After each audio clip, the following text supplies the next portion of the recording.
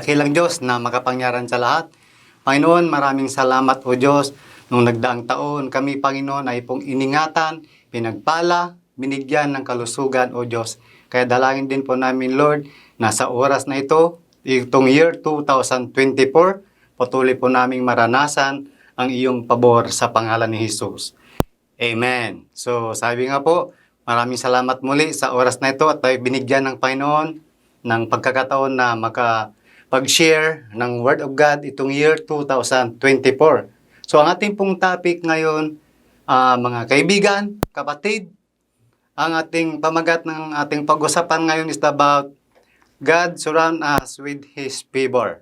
Yan, tunay nga po itong year 2024 ay mararanasan po natin yung masaganang pabor ng ating Panginoon. Sabi po dito sa Psalms chapter 5 verse 12 sa NIV version, sabi po dito, "Surely Lord, you will bless the righteous, you surround them with your favor as with shield."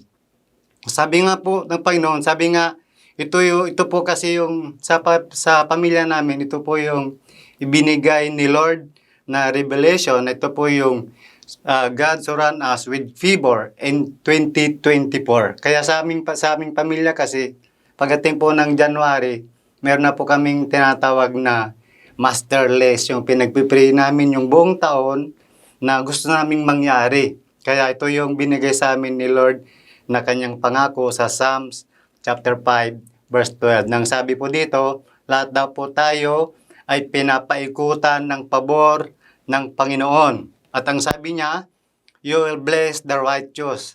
Sabi number 1, yung mga righteous daw po at nagtitiwala sa Panginoon, ito po yung mga pinagpapala ng Panginoon. At pangalawa, yung surrounded us with favor.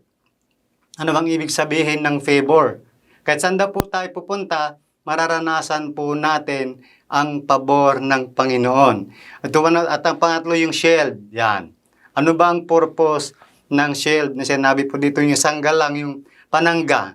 Ang purpose daw po ng shield, ito po yung protection, encouragement, at confident, and with assurance. Ang ibig sabihin po ng protection, ito po yung halimbawa, kasi po yung sa mga warriors, di po ba?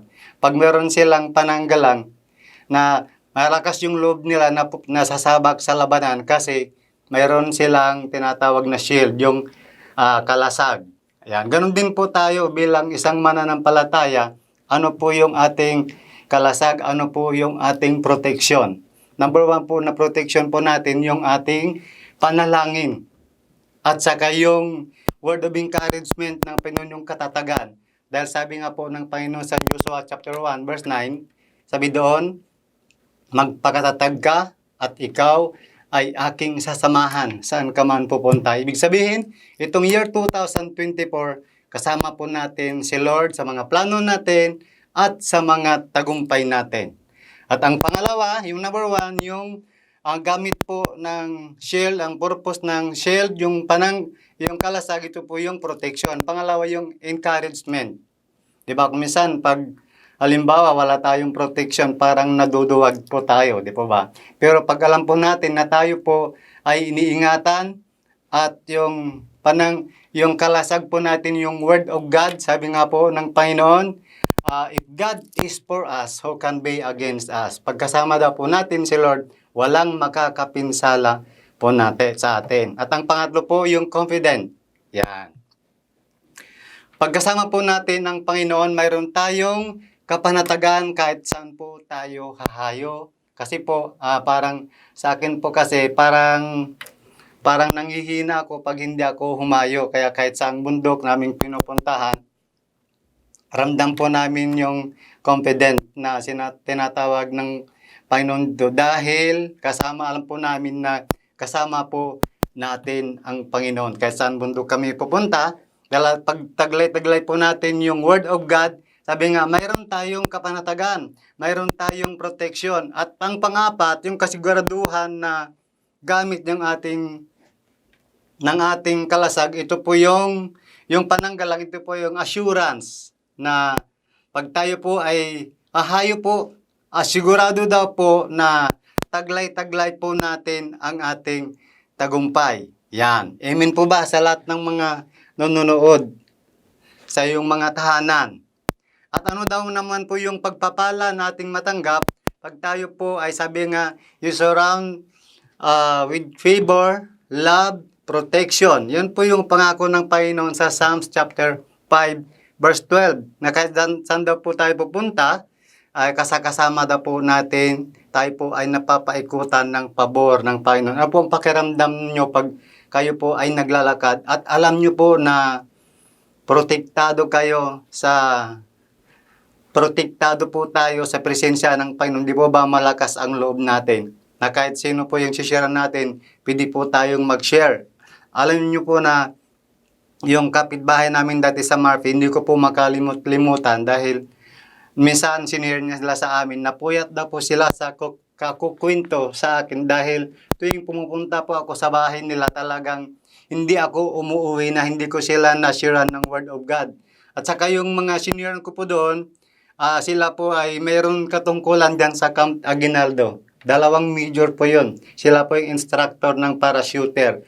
Tuwing gabi sila po ay pumunta doon, nagli-lecture sila. Sabi nila, yun yung wala sa atin, yung pag-share ng Word of God. Kaya po, tayong mananampalataya itong year 2024, huwag po nating ikahiya ang mag-share ng Word of God.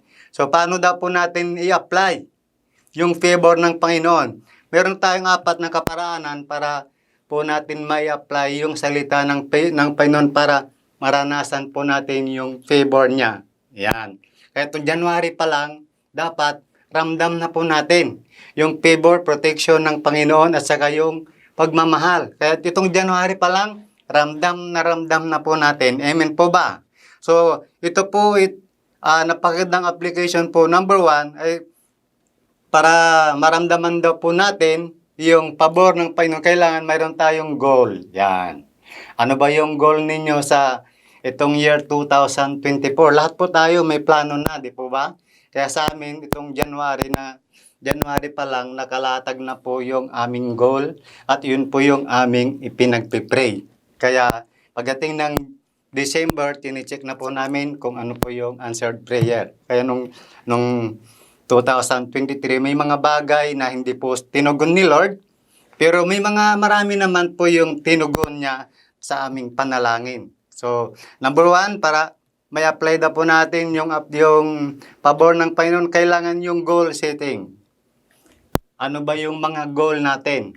At ang pangalawa, ito po yung vision. Ibig sabihin po ng vision, nakikita mo na yung outcome ng iyong pinagpipray. Parang ramdam mo na yung pinagpipray mo sa Panginoon na palapit na ng papalapit. So, one time po, ako po'y natutulog, napanaginipan ko na ako ay nagsishare ng Word of God doon sa tapat ng bahay namin sa probinsya. Napanaginipan ko, lagi ko napapanaginipan yun. So, one time nga po, nag-house dedication po ako doon, mismo din po sa tapat ng aming bahay.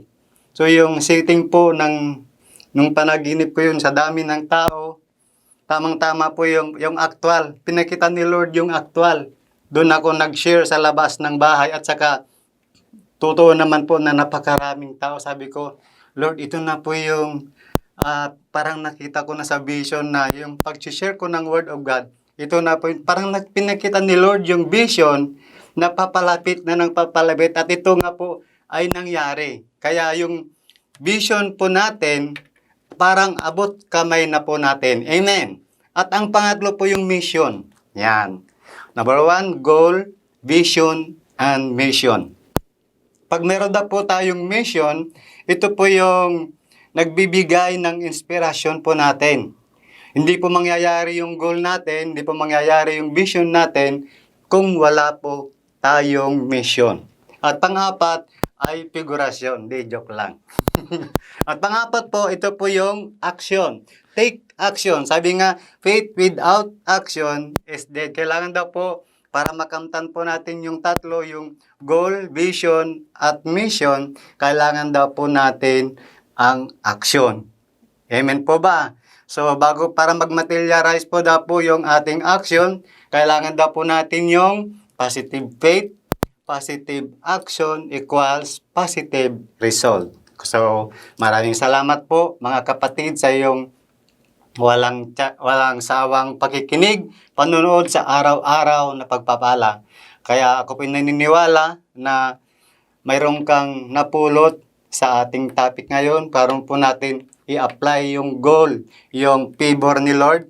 So, alam ko po na na-take note mo yung apat kung paano natin i-apply. Kaya sa year 2024, itong January, kailangan mayroon tayong goal setting. Pangalawa, vision. Susugan po natin ng mix ng mission. At pang-apat, kailangan aksyonan po natin. Amen po ba? So maraming salamat po sa iyong pakikinig sa oras nito. Pwede po ba tayong lahat ay manalangin? Thank you, Lord.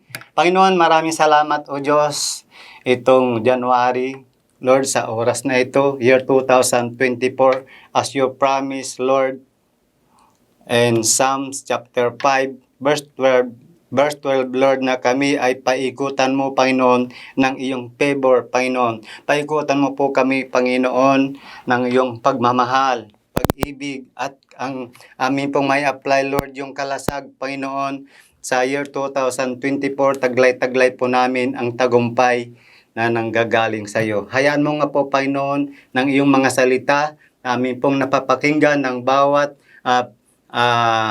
mensahero mo na tatayo sa lugar na ito, Panginoon.